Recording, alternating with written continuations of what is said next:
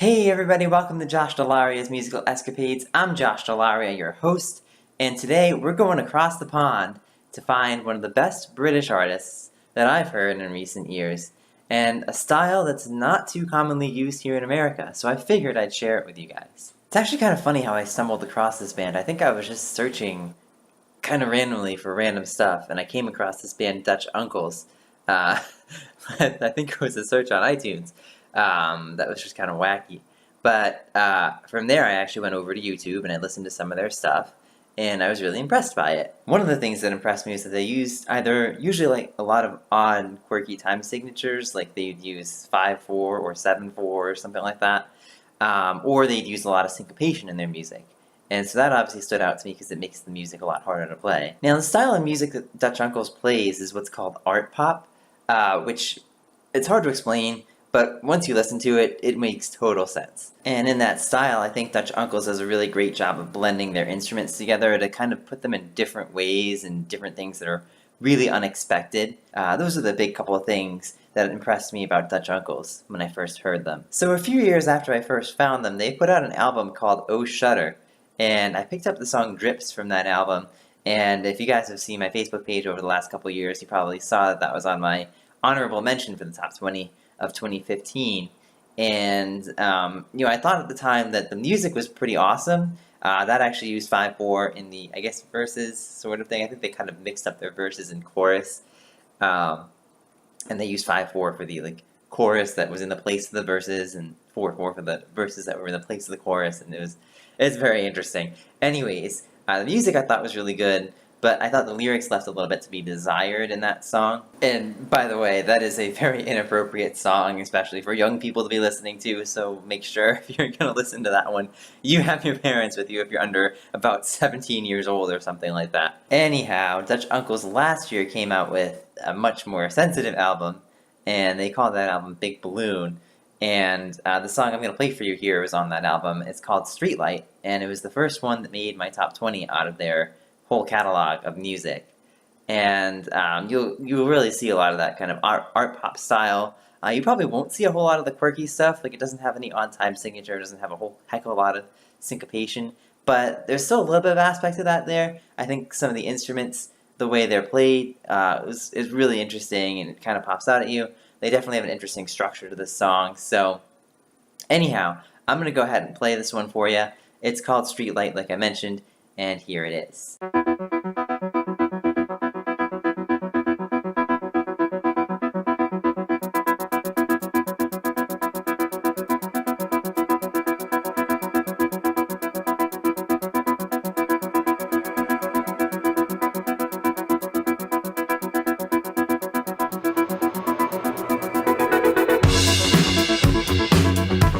alone in the sharpness, it's over.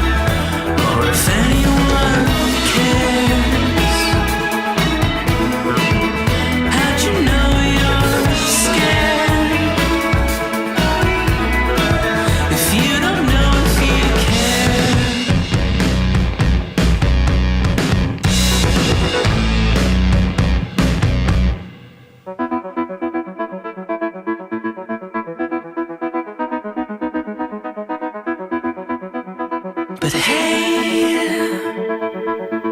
in this world of night, walk and hide,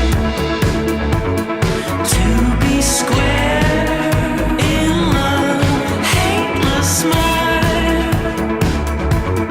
What I fail to breathe ain't alive.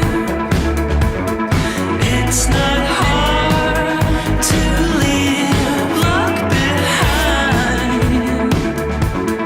in this burn of night.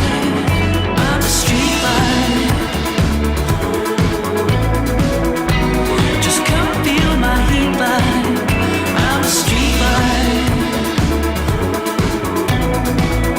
I'm stepping to my heat like I'm a streetlight.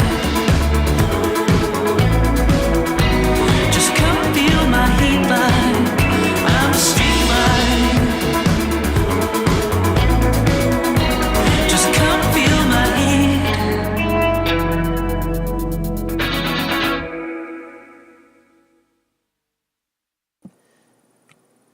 All right, so there are a couple things I want to comment on this song, and the first is at the end of the first chorus, or if you want to call it chorus, I don't know how you would phrase it in this song, but I think this is probably pretty obvious to you guys what kind of stuck out right at the end. Pain of glee, so unkind.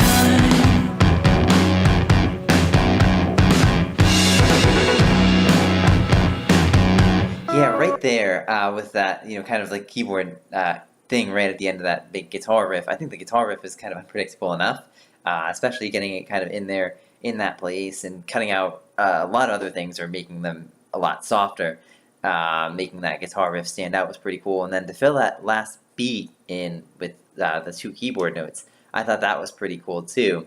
It's just, something really unpredictable and something simple that a lot of people don't do but could do. Now, the next thing I wanted to point out was that when they do their bridge, they actually put that immediately after the chorus instead of putting the guitar riff in first. But they actually put the guitar riff in after the bridge, which I also thought was very neat and interesting. So to show you what I mean, let me play the end of the first chorus going into that riff again. Is the pain of glee so unkind?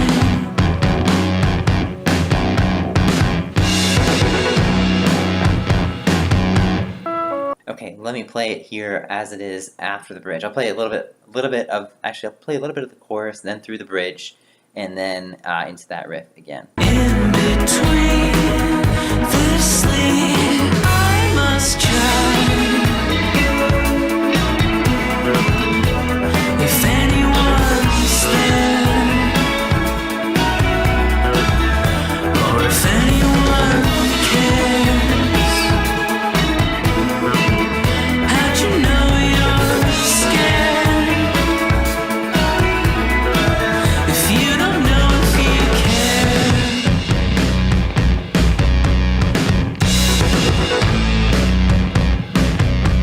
Yeah, see, the thing about putting that bridge right in after the chorus instead of putting the riff in there, what's actually going on is that riff is really meant to, at least the first time through, go right into that verse, and the second time through, basically to go into the chorus, actually. And so the reason why they put the bridge in between is because, first of all, yes, it is different, but it also actually opens them up to more creativity that way. Because if they put the riff in between the chorus and the bridge, it wouldn't make sense for that riff to go into that particular bridge.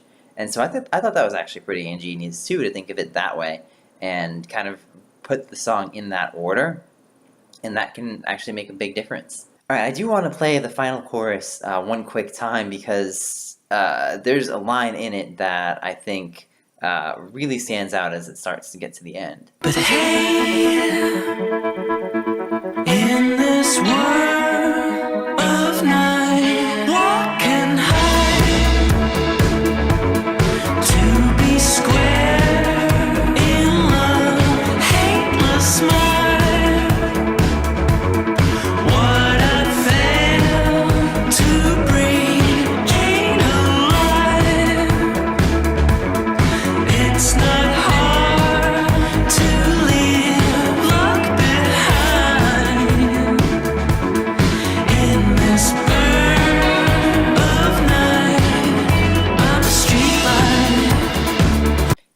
they sang that line, when they sang that line, "I'm a streetlight," it hit me like a ton of bricks. It was actually really awesome to hear.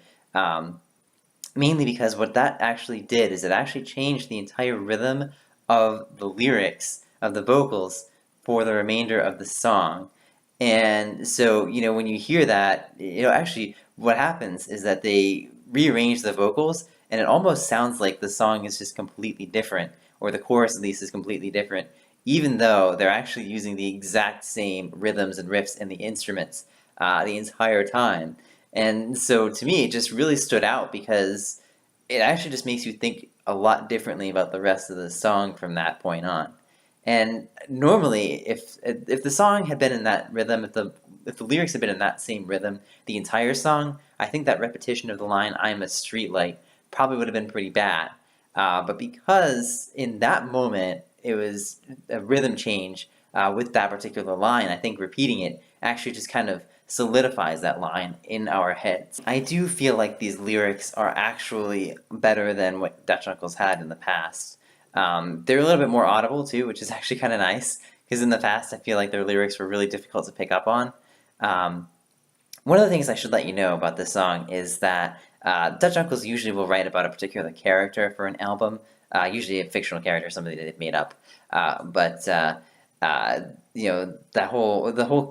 The whole concept behind this particular album is that this character is going through a breakup, and he's starting to see the light of day coming from that breakup in the end. And I think that's what's kind of cool about this particular song, just the way they kind of handle that with their lyrics, and that whole idea of "I'm a streetlight." That idea is not something that usually gets mentioned in that fashion. Usually when somebody's talking about streetlights, they're talking about blazing through the city on a Saturday night, just, enjoying whatever drunkenness and stupor that they have. So yeah, I do think that hearing this perspective is actually pretty refreshing.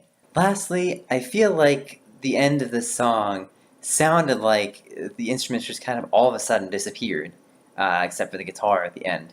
But in truth, listen to it again, because they actually fade everything out rather slowly. Just come feel my heat.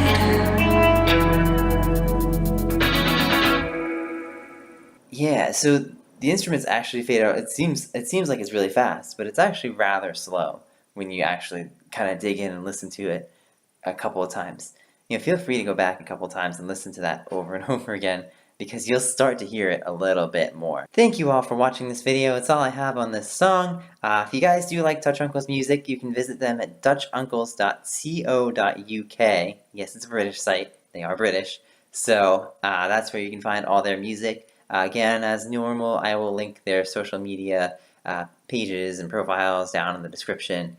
And if you like what we do here, make sure you hit that subscribe button and share some of this stuff with your friends, because I'm sure they'd love to hear it too. Also, as I've mentioned before, the top 20 is coming. And so if you know of any music, literally any music, that you think is worthy of the top 20, or if you have your own music that you've released within the year on a full album, send it over to me. I will take a listen to it, and who knows, it might end up on the show here. You can email me here at joshdell'ariasmusicalescapades@gmail.com, or you can send us a message to our Facebook page, facebook.com/JoshD'sMusicalEscapades, or you can leave it right here in the comments below, and I will take a listen. Again, thank you all for watching, and until next time, go make great music.